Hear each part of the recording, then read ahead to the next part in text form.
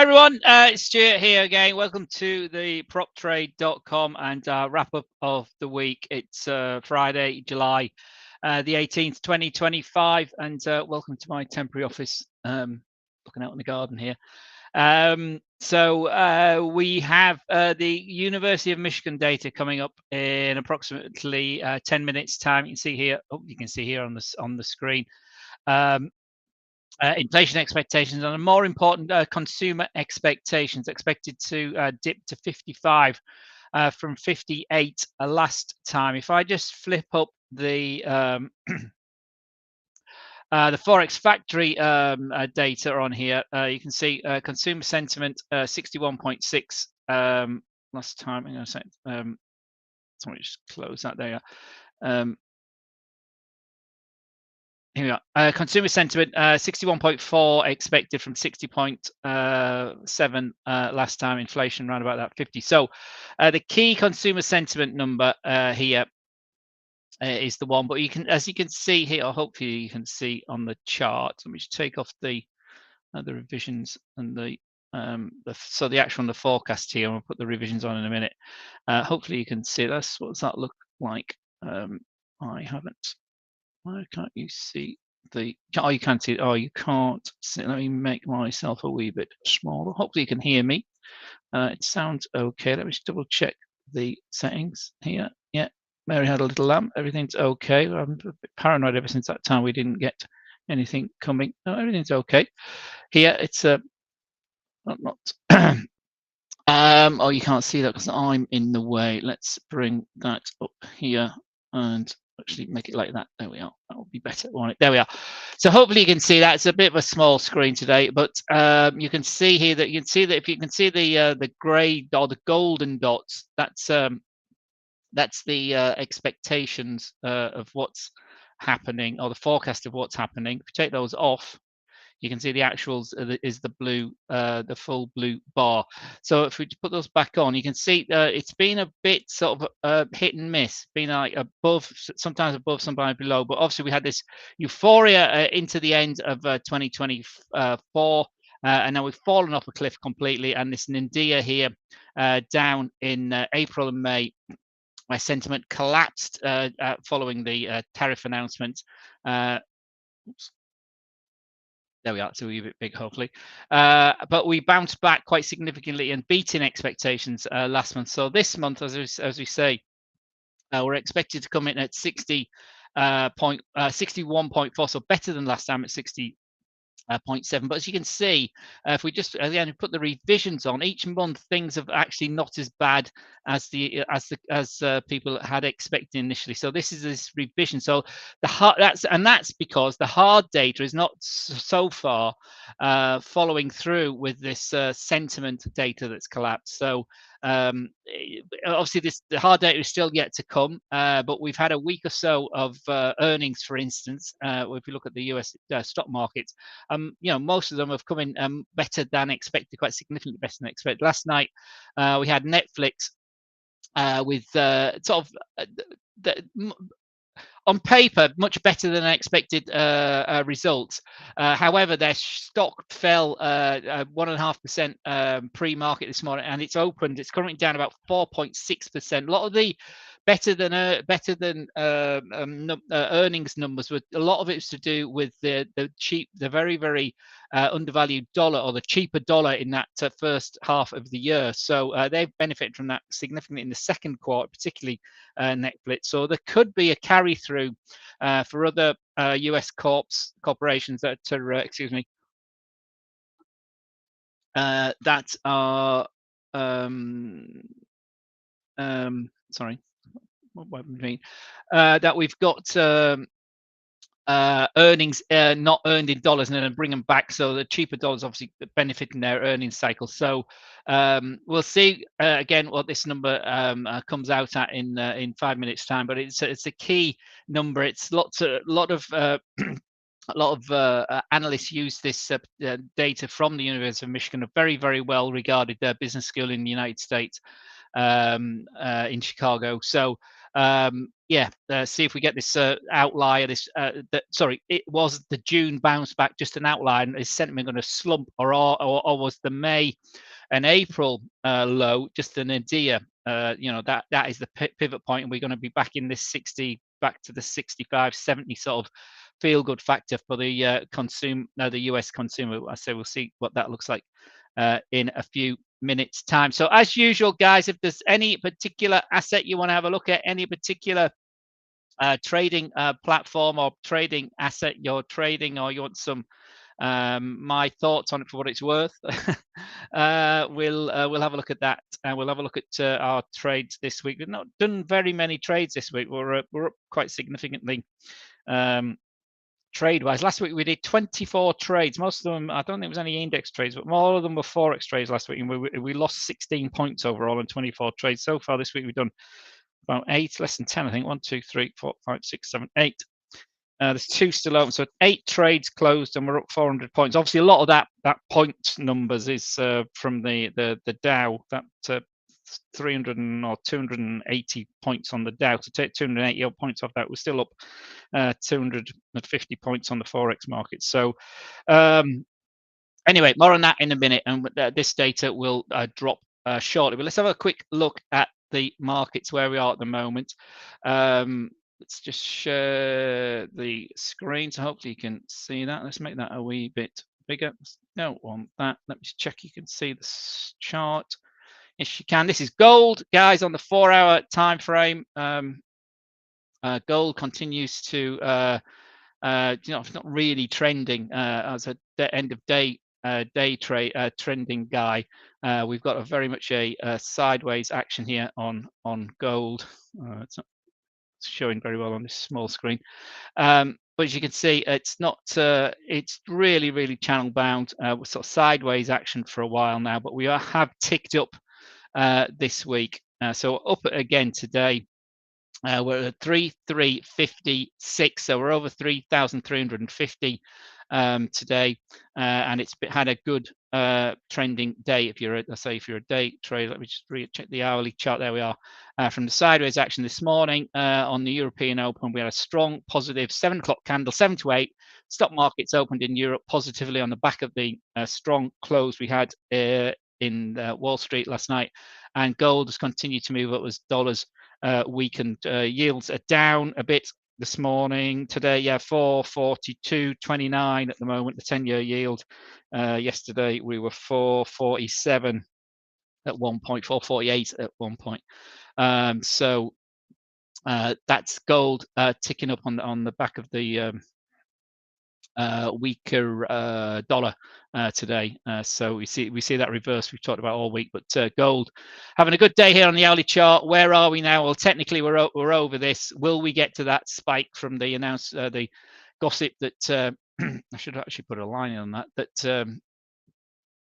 Trump was going to sack Trump was going to sack Powell. We went to 3,375 area, 3,376.50 was the area. So that's the upside target, still $20 away. Can't see that happening today. Next resistance, though, is through there at 3,364. So still moving higher. We're still supported here on the daily basis. Obviously, European session is coming to close in a couple of hours. US just got going. And in full swing at the moment. So gold up on this hourly time frame. If we look at the other markets at the moment, let's go back to the major forexes and all back to these some key levels. So the Aussie back through 65 this morning. This dip yesterday and into close we recovered the 65 handle, and we're to 65.35 at the moment. So again, it's a key area here at 65.35 to the upside, but again supported, trending higher. So we've got a weaker dollar across the board today. But again, if we just flip this back to the daily, we've had a good run for the dollar against the major crosses, and as you can see here on the daily, we're still down. Big update today, big engulfing positive candles. We've gone back over 0.65 for the Aussie daily. So looks like that trend that we've been moving lower all week has been obliterated. We've got a big engulfing candle taking out all of the action of Thursday and Wednesday at the moment. So Strong bounce back for the Aussie. It's a weakening of the dollar really is what's caused this. And similarly, if we look at all the other crosses, it's a similar situation. But let's just go back to the calendar and see what the data is going to come in at. So it's better than expected. Well, hang on, you can't see that. There we are, 61.8. So last time was also up, revised higher again. Remember we were showing you before the revisions. So last time's been revised from 60.5 to 60.7, and the actual number for the consumer sentiment is 61.5. Remember, this is soft data. It's not not a piece of hard data. It's a survey that the researchers at the University of Michigan Business School do. They do one on where's it gone? There we are. Consumer sentiment and inflation. So inflation expectations also down, and revision down to 5% from 5.1% last time. So if we look at the calendar on that, you can see how that there was a spike up as sentiment came down here in April and May. We went all the way up here over 7% here in this is May, this is April, this is May, and now we came down for June and July, number 4.4. So we're down for inflation. So it's not gone away as far as the researchers at the University of Michigan are concerned, but it's certainly an inverse spike, like as sentiment has come back, inflation expectations has come down, as you might expect. That's sort of in line with what you might expect. Other data earlier this morning out the United States, very much in line. The building permits and the housing starts, 1.4 million building permits issued, and 1.32 housing starts kicked off. It tends to be a bit better, obviously, in the summer months than certainly in the winter and certainly in the spring and the autumn, but quite a tick up there in 1 month from 1.26 to 1.32. So if we just go back to the markets, we just go back to this, clicking on the euro and see how that's reacted. That, and you're very little reaction that one would expect on that. So the recovery of the euro against the dollar today, or the weakness of the dollar, has continued. Here, there's the data at there's a well, zoom it. There's our data at 3 o'clock my time, 1400 hours Universal Standard Time, and we've moved up in the first 5 minutes, back through 116.70 for euro, and that trend continues to the upside. Again, if we just bring this back to the hourly chart on the 5 minute chart, see what a strong recovery through that dip under 116 we had yesterday. We talked about all this yesterday, when we had how much lower we would go. That low earlier in the day was in fact the low, 115.57. This was this 3 o'clock low yesterday when we were at the data came out, that retail sales data, quite a strong recovery for US data, but the dollar weakened from there on in, and then the breach of 116 to the euro into close of the day yesterday has just been followed through in the Asian session, and as you say, a strong European session that's continuing into the New York session. So euro dollar nicely bid for the day. Trail your stop loss up there, guys. That would have been an initial trigger here at 2100 hours. And perhaps you'd open that if you're trading the Asian session this morning. I don't know if you're still with us, but certainly over the 50-hour moving average, over the 20-hour moving average, long from 116.16, and up we go. If you'd moved your stop loss up to the top of the day, you might have been taken out here on the European Open, but a new high of the day here to the 8 o'clock candle, and you've re-entered there at 116.29.6, and we're currently trading at 116.64, so certainly pips in the bag on that strategy there for the euro dollar on the 1 hour time frame to the upside. Yen very, very much in focus. Obviously, we've got these elections in the upper house of the Japanese Parliament on Sunday. Chatter on the wires that and also in local press in Tokyo and the wider Japanese press that The coalition may fall apart. The Liberal coalition may fall apart come Sunday evening in Japan. Markets hate uncertainty. They hate political uncertainty. That's the reason we've seen this weakening dollar. Sorry, weakening dollar, weakening yen this week and beyond. This is the 4-hour chart. We say we've been long this, so the dollar's outperforming the yen, and yen's weak across the board. So we've continued to move up, but even against the yen, the dollar's come off a wee bit today. So yesterday, or earlier in the week, I should say, go to the hourly chart here. We got to the one, breached the 149 area yesterday morning, but we've been down since then. We're still holding 148.25 at the moment. So the trend remains to the upside, but lots of sideways action today ahead of the uncertainty of the election. So some profits being taken off the table, understandably, ahead of the uncertainty of the elections on Sunday. So watch that on the open on Sunday night, Monday morning. The yen, your yen crosses. But generally, as I said, the dollar's performing worse today. It's off. Dollar CAD. Do we look at dollar CAD back under 137? If we did, but that's the big pull down from 137.50, which or 137.60 we got to earlier yesterday morning, and we've been down again. Another one down ever since the breach of the 20 period moving average on the 1 hour time frame happened on open this morning. Consolidated for a couple of hours now. Again, a bit like the other dollar crosses, the European session has been selling the dollar into the US Open, and down we go, and now testing 137 support area. Where do we get to 136.74 again? This triple bottom we got here is the next downside target for dollar CAD. Traders, my friends, where are we? There we are. No questions. Let me check. There's no questions. No questions. Good. Okay. I'll keep going. Where are we? I'm there. It's very weird having only one screen. Guys, hope you can hear me. Light's not great in here. I've opened the blinds. I haven't got any spotlights or anything. But anyway, that is still trending lower.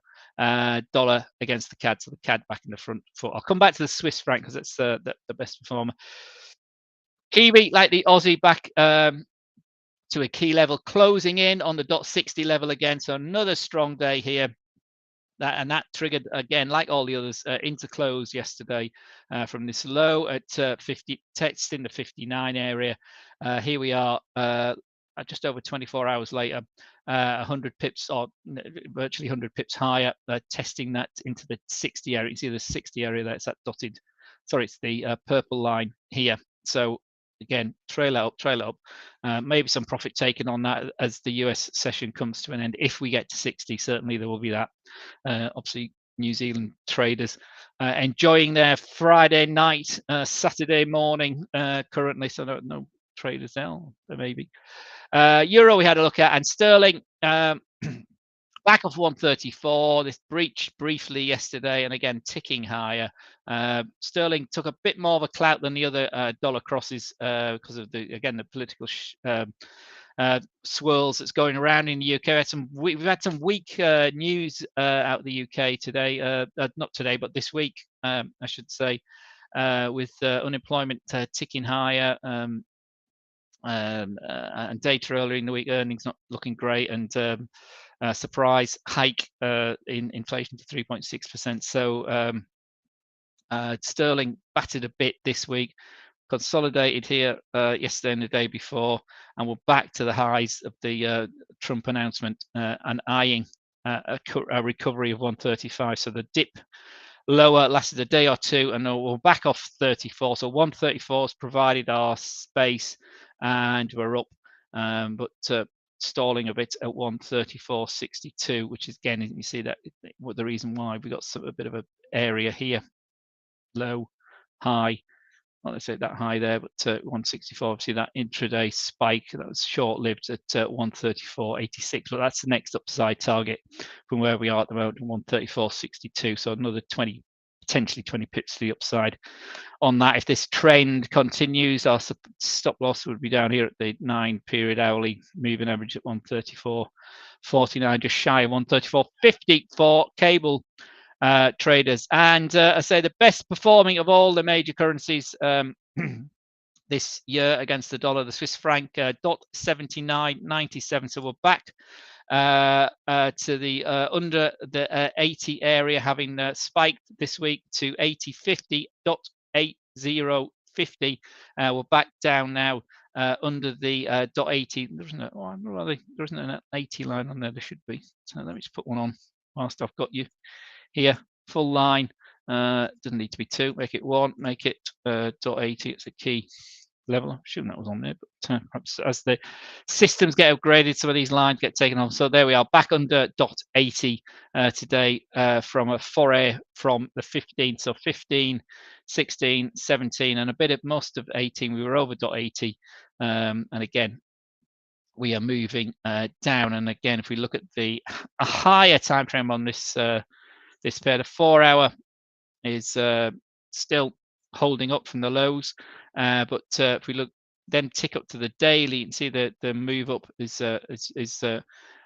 potentially getting gobbled out. So there'll be lots of daily candles like this when you look at your end of day candle tonight, Friday, when you're analyzing what's gone on this week, where Friday's weakness in the dollar, obviously it's not over yet, there's still time that the dollar could turn around, but you can see it's that's a really good example here with the Swiss franc gobbling up Thursdays and Wednesdays action and consolidating on a key level, in this case 0.80, but that's still up, you know, over the last 2 weeks from these lows at 78. Where was it? It was 78. There we are, 78.70, wasn't it? In the middle of June. Sorry, at the beginning of the month. So the dollar recovery is still in place. It's just had quite a down day today. So we're over the 20-day moving average yesterday. Lots of automatic systems would have triggered to enter that. This system itself would have entered to trigger that.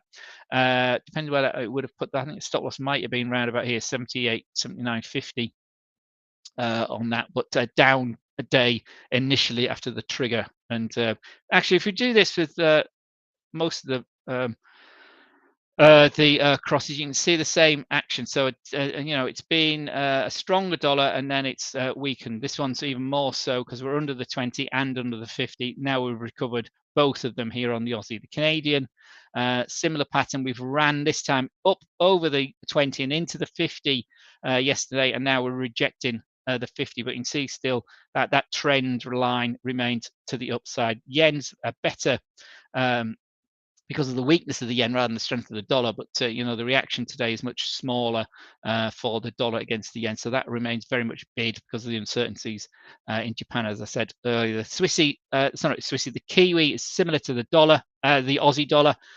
Big move down under the 50 and the 20-day that was looking particularly weak, the Kiwi, but it's coming back, but we're still shy of the 50-day moving average, and we're still shy of this 0.60 area, so we need to recover 0.60 if we're going to continue this upward momentum that we've seen for most of the year for the Australia, for the Canadian, even for the Kiwi dollar. Also, euro stronger, still hanging on to touching distance of the 50-day. Let's move that up. Sorry, I didn't mean to do that. I don't think. Get rid of that. Get rid of that. Turn that down. It's not gonna. Why can't I? Move that up. Get rid of that. You can see, so we're hanging on to the 20-day moving average. The 50 is much lower here, so the euro still outperforming most of the other major G10 currencies, and sterling weaker than euro under the 50-day and under that key 35 level, but you know, recovering today, not as strong as some of the others, so but still in this down trend with support at 134 for now. So we could be going up before we move back down to this 132 area that we talked about earlier in the week. A break of 35 becomes more difficult as the 50 and the 20 period come to coalesce here. The 20 looks like it's going to cross the 50, may bounce off it obviously, and then we see a recovery to 136 for sterling. Indices remain very much bid. As I said, we were up yesterday. Technically, the numbers, the Nasdaq was up 0.74 of 1%, the best performer. thanks to Pepsi and some others yesterday's numbers. The Dow was up 0.52 of 1%, and the S&P 500 was up 0.54 of 1% at 6297, just shy of 6,300 on the cash market. We closed at 6297, up 33.66 points yesterday. So if we look at our indexes, this is now closed completely. We see with this daily time frame, this is the Dow. You can see us consolidating at highs, which is always positive, as I've said all the time. Big support from the 20-day moving average, and our derivative here is trading currently around about 44,350, consolidating at highs. You know, quite a good start. Actually, can you see that? Can you see that? You still see that chart? Yes, you can. Yes, you can. So next up is the well, let's just go through the American ones while we're here. The Nasdaq 100 is back over the key 23,000. The Nasdaq 100 again bid further outperforming the other two a wee bit. More fresh air between the 20 and the 50-day moving average, and fresh air between the price action and the 20-day moving average. So we're moving up. We're over 23,000. There's no reason to get off your surfboard, as I say. That trend is still running, guys. Stay with it for now. And the SPX 500, the S&P 500, our derivative. I think has that hit? I might have hit target from on. There we are. No, it hasn't hit target. That was a target we put in when we opened this on the 9th of July. Our target's up here at 634. Now we have pulled our stop loss up. Let's bring that down to trading time frame. It's a 4-hour time frame. We pulled the stop loss up now to 6272. I think it was, just shy of the 20-period 4-hour moving average, and maybe coming into maybe getting stopped out of that before the day's out. We'll see, but as you can see, we're looping higher. We moved to sort of a bit of a retrace from this next leg higher, so I might be in a bit too ambitious moving that up too quickly. We may have to move it back down. We'll see where we go, but we're in the money for the S&P 500 as well, and we're currently traded at 6296, just shy of 6,300 on the derivative market for the S&P 500. As I say, we're open and it's running, and markets are sort of good to go for the final day of the trading week in the US as well at the moment. Across the Atlantic, in Germany, the DAX is 24,280, just shy of 24,300. We've got to it here. And then we come back down in this last hour, 4-hour candle. You see a big cashing in of profit, but still supported by the 50 and the 20 moving average there, right back there. You can see the turnaround today since lunchtime. Since early morning this morning on the DAX, as we got to this 24,500 zone. And then come back down. The FTSE, again, we got to 9,000 for the first time earlier this week for the FTSE. We've got the daily, but we're down again today at the moment as well. There's that 9,000 breached last week. Sorry, on Monday. And we've been down ever since, really, but we've poked over it a wee bit this morning, but actually that's actually shown an up candle of the day. It looks like it was down earlier, but the FTSE is down on the day, but our derivative is back up, so it's bouncing off its 50-hour moving average again, having plummeted into it the first to 11 into lunchtime. And today we bounced a wee bit back off that, possibly into close. Obviously, summer holidays here in the UK get into full swing. All the schools, all the state schools close today. Some teachers are in next week, I know. God bless them. But yeah, all the school kids here in the UK start their school holidays for 6 weeks to the beginning of September as of today. So busy weekend on the roads and the railways and the airports in the UK and elsewhere in Europe, no doubt, this weekend. So FTSE just shy of 9,000, still very well bid to the upside. Gold, we had a look at, didn't we? At the beginning, did we have a look at gold at the beginning? Let's do it again anyway. If we didn't, 3,353. I think we did, didn't we? Yeah, there, 3,353. To the upside, yeah, the 3,375 area looks a bit of a stretch too far, but we've poked above yesterday's high and come back to it at the moment at where we are now, 3,353. So gold having a better day from yesterday's move to 3,300 zone. So good update for gold and other metals today.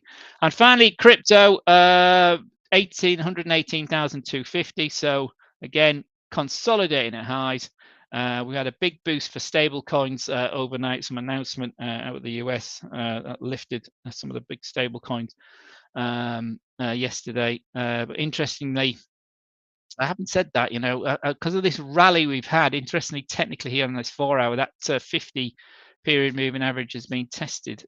Interestingly, into the low. So again, that makes some intraday buying opportunities at the 50 period moving average there. If that holds, you can see it's held, you know, all that time we were consolidating. So that's a key area. There could be some technical buyers going on around this 118,000 level here. That's really quite interesting. That 50, I hadn't noticed that before.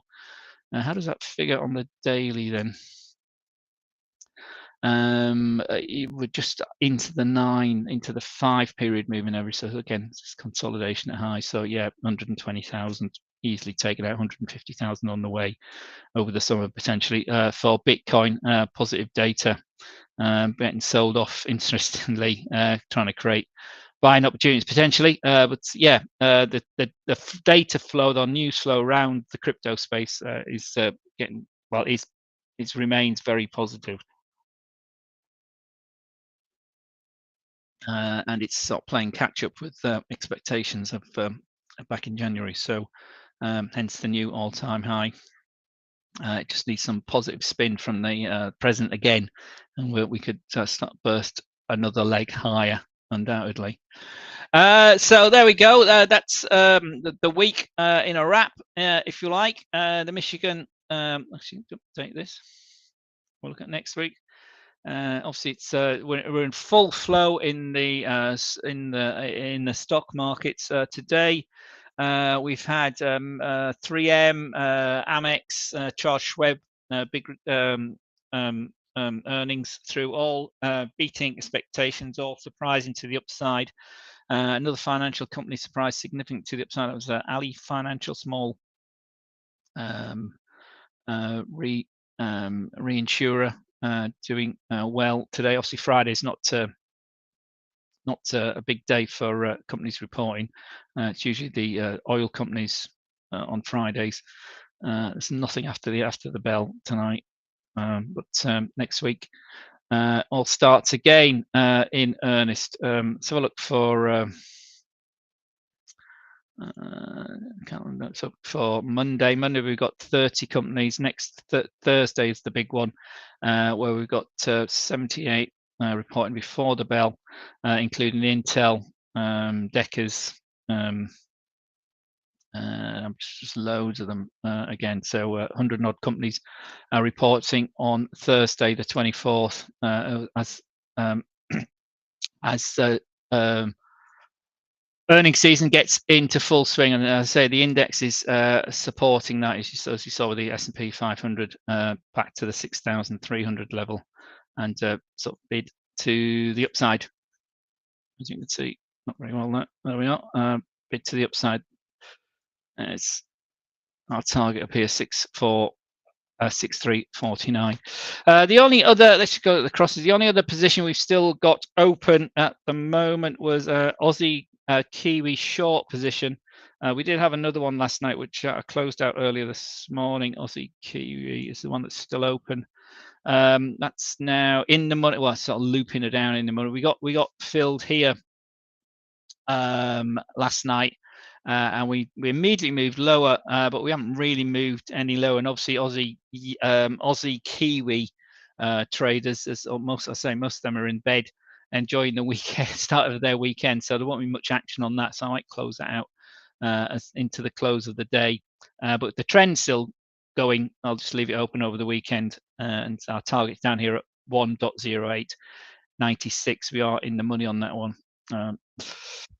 Obviously, the situation in Japan, if there's a surprise around the elections, might have an impact. Obviously, will have an impact on the Aussie and the Kiwi dollars. So I'll make a decision on that later on tonight, but likelihood I'll just leave it where it is. S&P is the other one that's still open. If we have a look at what may be triggering tonight on my trading platform here before we go, and have a look at what's going on next week.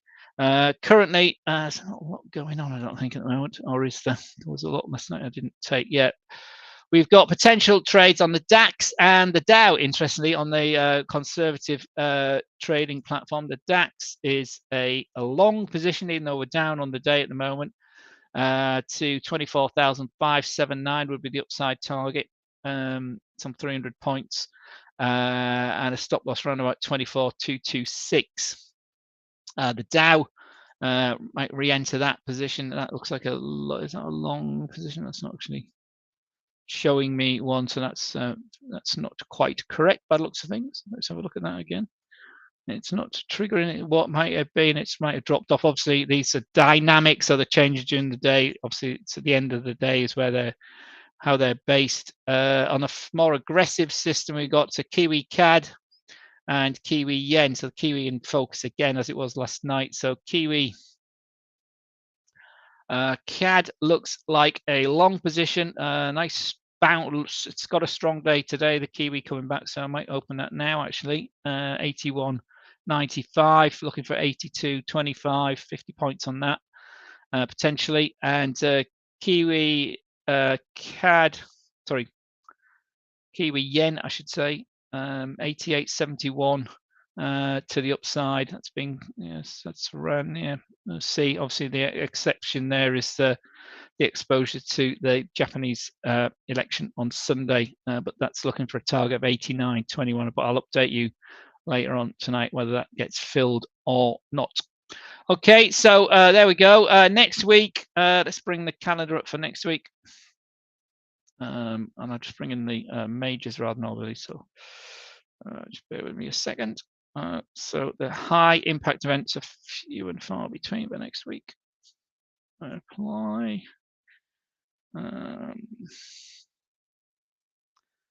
Next week is the 20th to the 26th, and you can see so slowing down of things next week. The main event is the ECB, expected now to stand pat again, so we're live for that on Thursday, but elsewhere it's a relatively quiet week. Existing home sales, the speech by Powell on Tuesday, durable goods on Friday, so a relatively quiet week next week. The following week is the final full trading week of July. That's when we'll get to the rest of the PMIs in. We've got some manufacturing PMIs in the US on Thursday, but most of the PMIs and the key PCE for July, the Fed's preferred measure of inflation, comes out the following week as well. So relatively quiet week next week. I'll have a look what those job claims are like, see what the ECB do, see what, again, it's July, so there won't be any big surprises out there.